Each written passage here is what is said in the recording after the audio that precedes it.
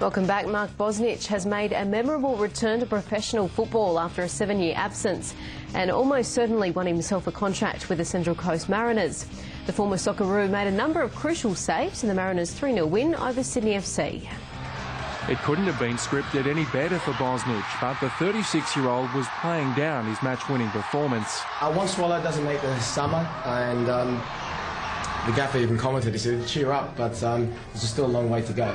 And I think if today went another way, I would still say the same thing. So experience has taught me not to get too out of control either way.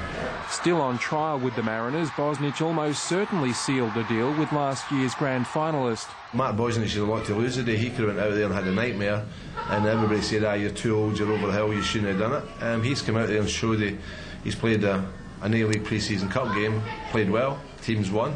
If Bosnich is signed full-time, he'll get plenty of chances to impress.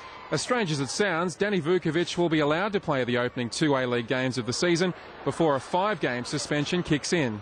It shapes as a selection headache for coach Laurie McKenna, but Bosnich isn't putting any pressure on himself to become the club #1. Goals. To look good. I love looking good. It's a long time I went through without looking good, so I always want to get myself back chiseled and all that, yeah. I don't want my mum to be able to grab, an inch of hay, yeah, so that's what I want to do. The former Chelsea, Manchester United and Aston Villa star wasted no time in winning over the Central Coast faithful. Danny's done the hard yards, he's been good for the club, he was good last year.